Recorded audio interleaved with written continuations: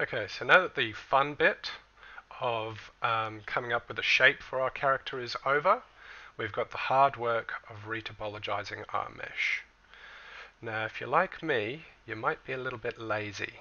I'm quite a lazy person. And I think, oh, that Curie mesher is just, it's so good at just sort of creating like an overall sort of body shape. And yeah, sure, it might sort of suck a little bit when we come into like the fine details, but oh god, I wish I could do most of this character with just the press of a button. Now, as a matter of fact, there might be a way to do that.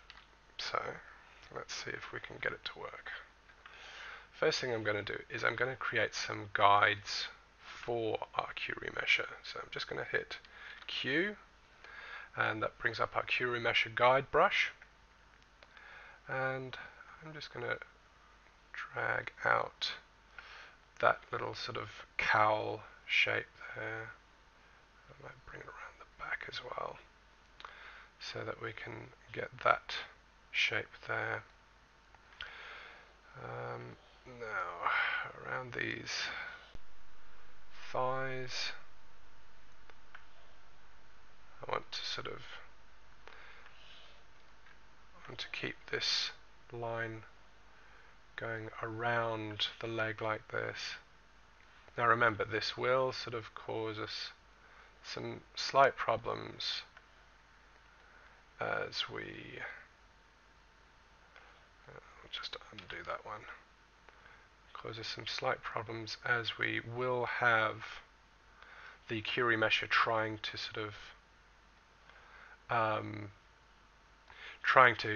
keep in line with these guides, and so it won't be able to do everything automatically. But basically, we just want to sort of make sure that we have sort of guides that that mean that the lines don't go too sort of outrageous and too out of the way. So just making sure that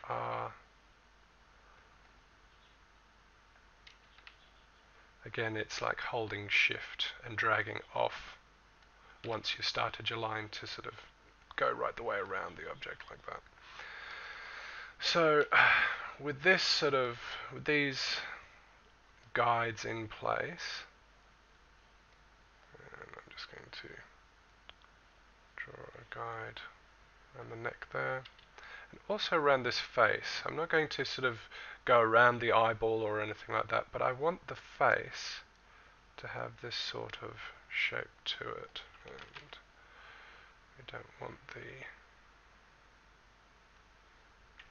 Alright, our snapping distance is a bit too high, so that'll do. Okay, so I want that face to sort of have more of a sort of separated out line or flow to it. And the other thing that Curie mesher does really well is things like these horns. So I'm just going to increase draw size just a little bit more and come down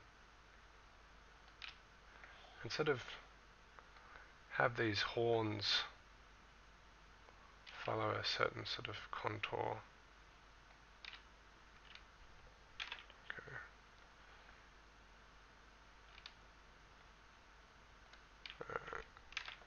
I think that's causing problems. That should be enough of a loop, I think. And I might draw around this guy.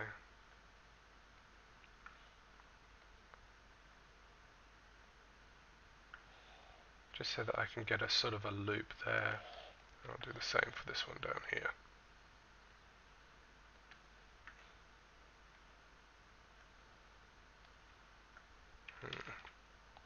This one might be a little bit tricky. Let's see if we can do our little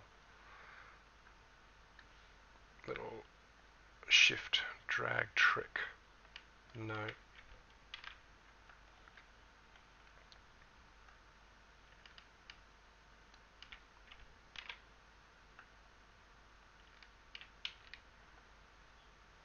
That's probably what it was. It helps if you're holding Shift and not Control. But hey, I've now learnt how to do that. Yeah, pretty useless. Okay, so we've got some guides there. Now I'm not going to worry about the fingers. I'm not going to worry about the toes. I'm hoping that this tail gets sorted out with QRemesher, because I really don't want to come in here and fix that up with the dot by dot appended Z-sphere method. So with that done, let's have a look at our QRemesher options. Now, this reminds me, I'm going to draw some masking to get some higher density where I feel that I need it. And so in the joints, especially any part of the joint that's going to be stretching, and so definitely under our armpits here.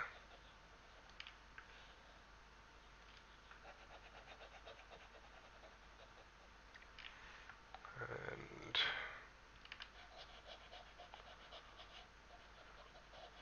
our hip area.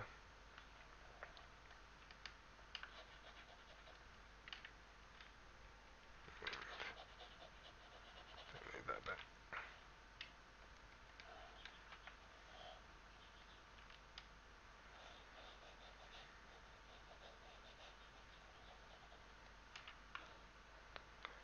Give him a pair of tidy whities. Or some swimming trunks.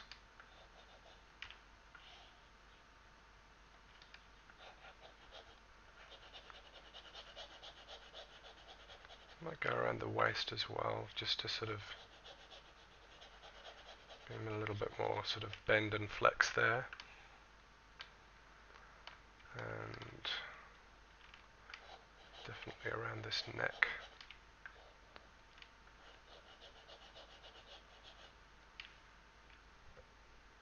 Oops.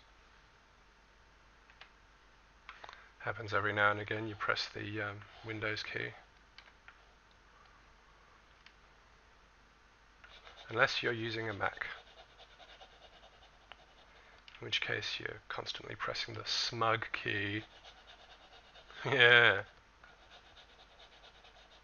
Alright.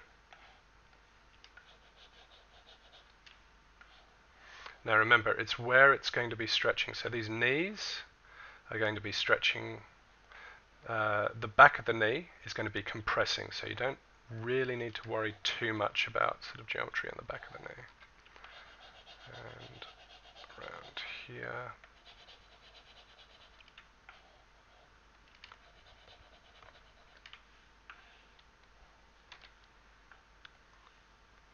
And whoops.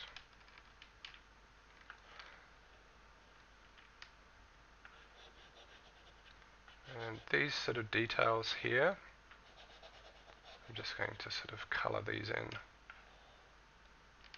Now you may notice that I am not bothering to shade in the face or the fingers, which is something that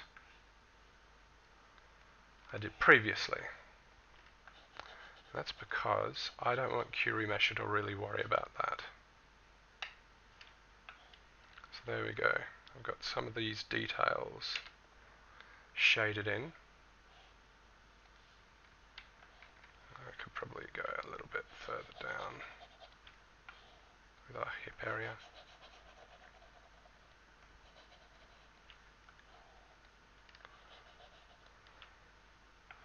And I might actually go over this tail just so that we get that detail on detail.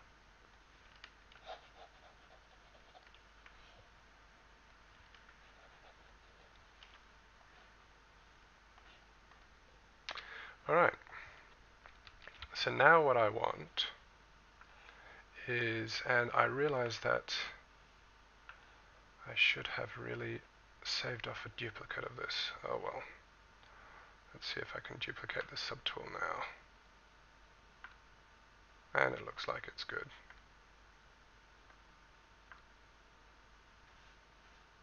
Okay, so that's the one with the My Guides on it.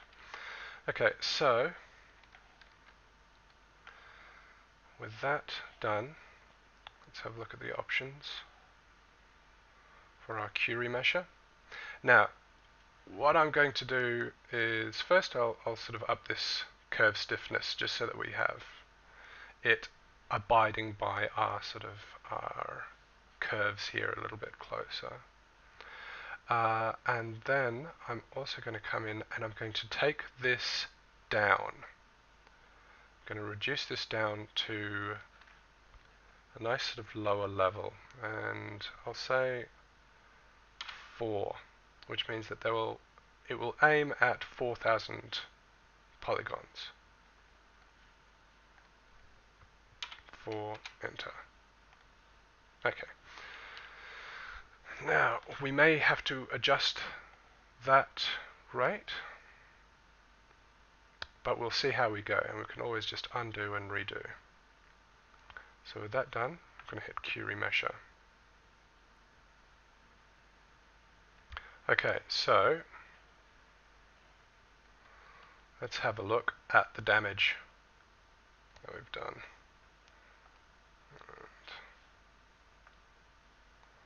Alright, so let's check out our polygon flow, because that's what's most important at the moment. We have this flowing sort of cowl line going around. It comes around the back here. I might have preferred this to sort of come down a bit like that, but that's not too bad. Our hips, we've got this hip line going around the body here, and we've got our hands, and if we just hide our other mesh, you can see that we've got some sort of problems in that we don't have any fingers. But believe it or not, that's not that much of a problem. You can also see that we don't have enough detail on our head, and that's an issue, because I would like Q remesher to handle the horns and everything. At the moment we've just got the tips of the horns up here, and we don't have that much sort of detail there. So what I'll do is I'll undo that. You can see that we've just gone straight back. Come down to Q remesher, and I'll also apply auto mask, and we'll just increase this to, we'll say 6.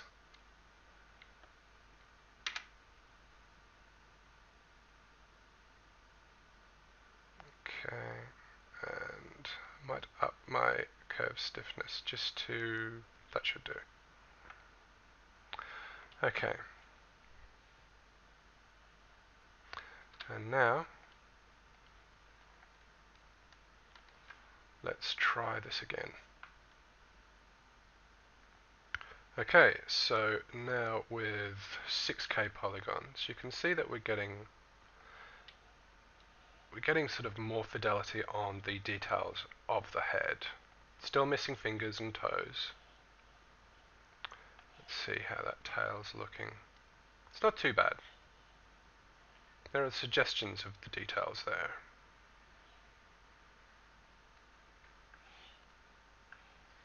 So the cowl is definitely coming in, which means that we'll be able to flex the shoulders and have that flow coming in and be quite nice there. These horns are just persistently being a problem. That's alright. But I think we've got enough that we can actually repair this. We can make it okay.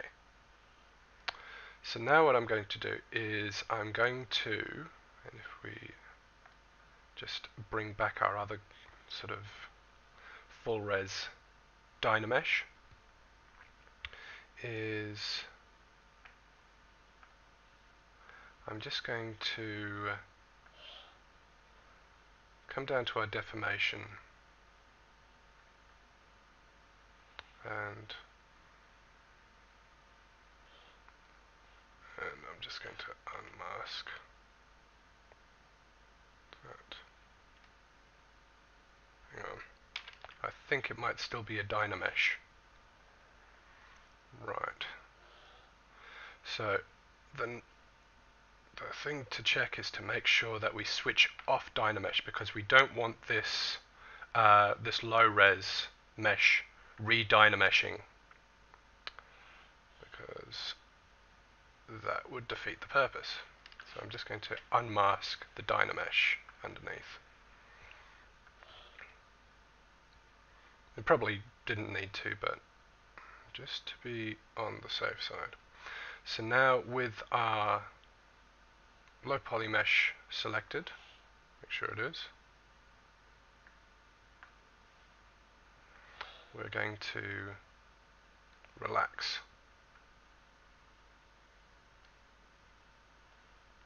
Just to sort of even out these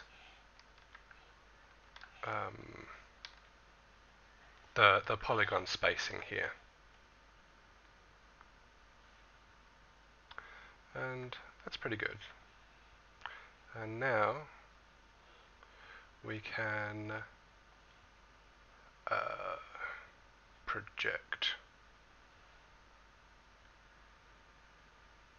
I think that's under modify, isn't it? No.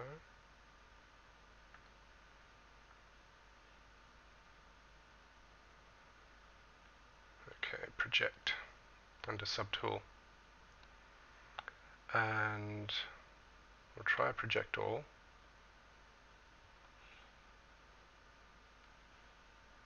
Now if we hide our Dynamesh, you can see that we're getting fairly decent shape, overall shape.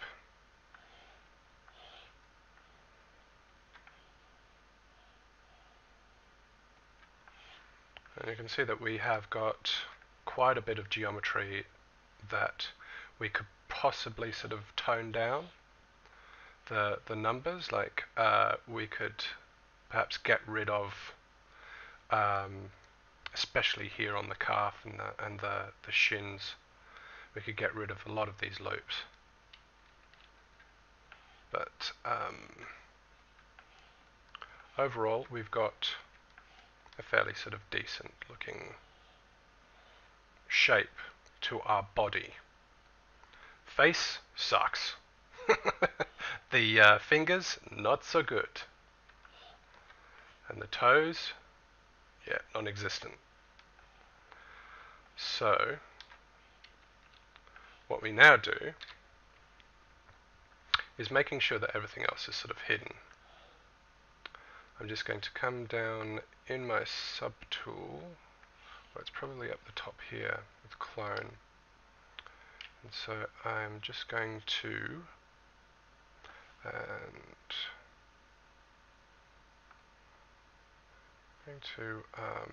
rename this to low res UDK.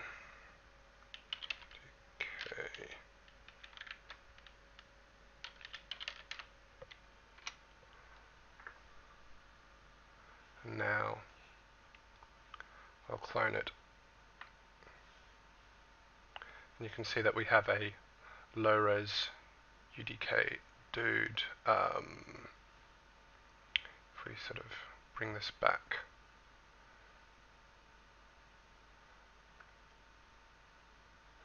so we've got ZBrush UDK character, which is our current tool, and we have a low res UDK dude. And if we swap to that, you can see that it is only the mesh that we just created. So I'm just going to go back to our ZBrush UDK character there, and I'm going to hide that and hide the skeleton and take it off our poly frame. And now I'm going to append a Z-sphere Don't append the low res mesh. Append a Z-sphere. Got the Z-sphere selected. Go to move, and I'll tap X to make sure mirror is on. And I'll actually go to scale first, because I want this guy bigger.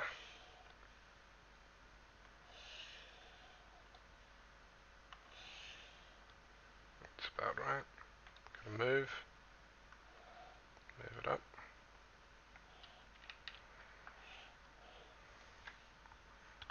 And if we have transparency on, you can see that there's a Z-sphere.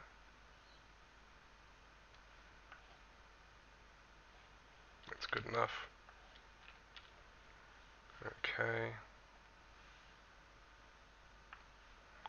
And now, with our Z-sphere selected, we will go back to Draw, go to Topology, and here's the tricky bit. We select Topo, and then we select Low Res UDK Dude. And there we go. Now if we come in with Edit Topology, you can see that we have the low res mesh, and it has been brought in as the edited or editable topology for our Z-sphere.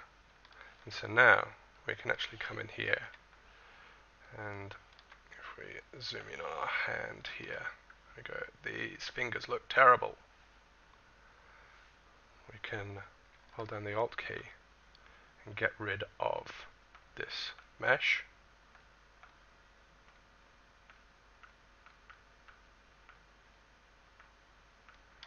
And you can see you can now really zoom in. We can now press Control, select a vertex, and we can draw out new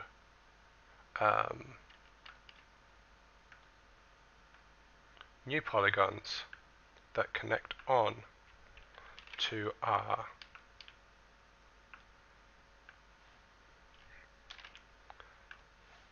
previous mesh.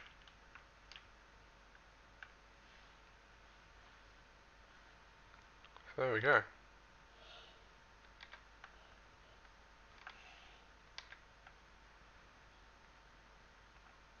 So that should save a lot of time.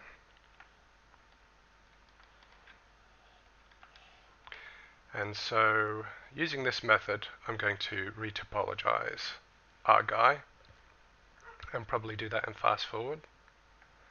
What I might do is before that is I might actually bring this low res mesh into Maya, take it back to Maya, and I might get rid of some of these loops that we don't need. And I'll show you how to do that probably in the next lesson.